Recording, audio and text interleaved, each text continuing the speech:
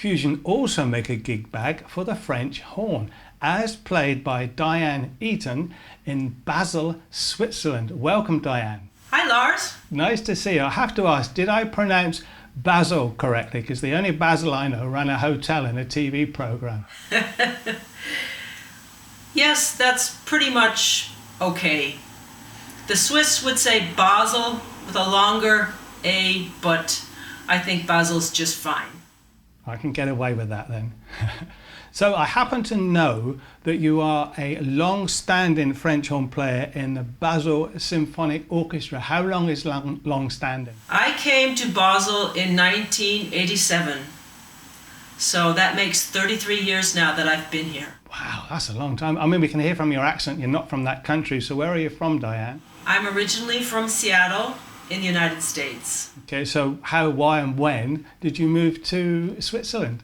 I went to study music in Chicago, and I lived in an apartment with other students the whole time, and one of the people who had moved out the year before moved to Berlin, and she came back for a visit, and I had finished my studies, so I was just working, doing many different jobs. I was a bartender for a while, I was a waiter, I was even a school bus driver, and I was thinking to myself, okay, I'm going to have to figure this out. Either I'm going to figure out a way to play my horn more, because I was freelancing, but not enough to be able to really support myself, or I'll have to go and study some more, because that's often what people have to do while they're trying to get a job, is they continue those studies.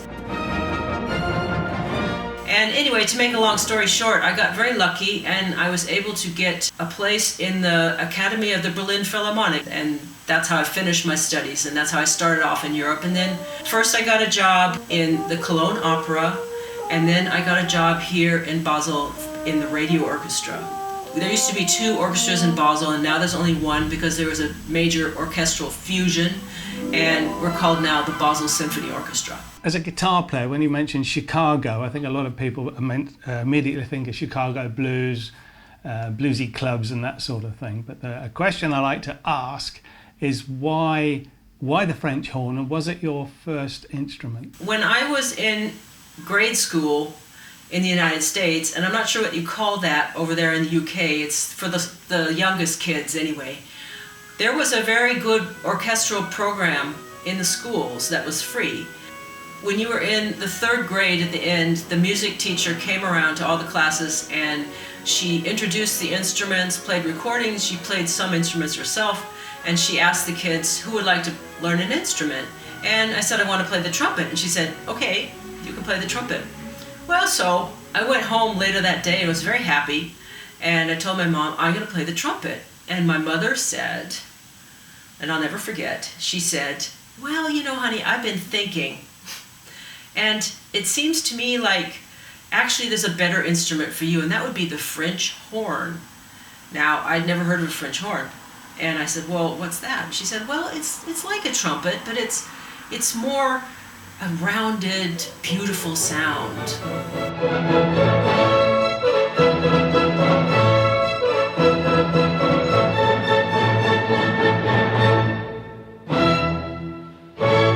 And it was first when I was 30 years old that my mother admitted to me that during that afternoon, the music teacher called her at home and said, your daughter wants to play the trumpet. Now that's fine, but I already have 5 trumpet players before her, and I've promised trumpets to all these players, and you're going to have to rent a trumpet then, which I don't think my mom liked to hear. And then the music teacher very cleverly said, but if you can persuade your daughter to play the French horn, then you can have a horn that belongs to the school for free. And my mom then said, yes, of course, and told me all about the French horn when I came home, but that was the first time she had ever heard about a French horn herself. So I have my mother to thank for becoming a French horn player. Orchestras fascinate me, they really do. There's so many instruments grouped together with the clarity that can be.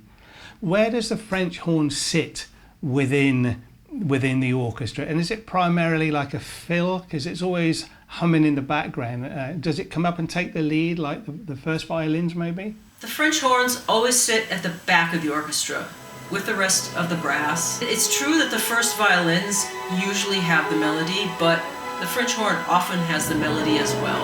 I'd say the majority of the time we're playing in support, harmonic support of the rest for the piece. We also do rhythmic things like offbeats or rhythmic figures, especially in Italian opera. I often have the feeling that we're just used as a percussion instrument, but we often have big solos. And the French horn's sort of always got this like sultry, smooth feel underneath it, Christmassy or romantic. Do you have any favourite pieces you like to play? Well, I can't say that I have favourite pieces, but my favourite epoch is the Romantic, which was the 19th century. The composers Richard Strauss, Richard Wagner, Bruckner, they really seem to understand how to write for the horn, and that's where we also have a lot of melody, and it's can be very hard work, but it's very rewarding, and so that's what I enjoy playing the most, I'd say.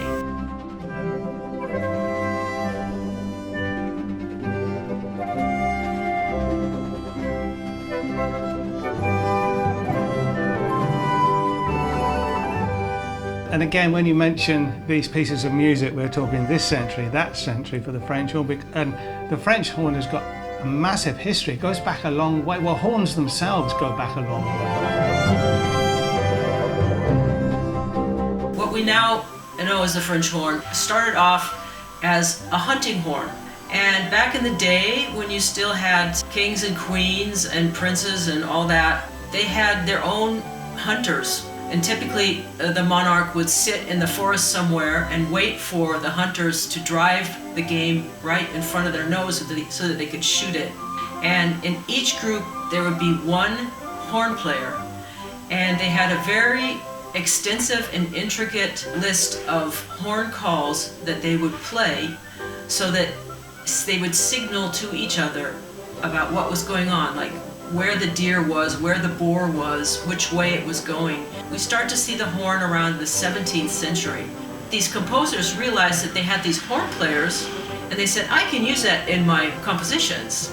And so they started to incorporate the hunting horn players in the orchestras.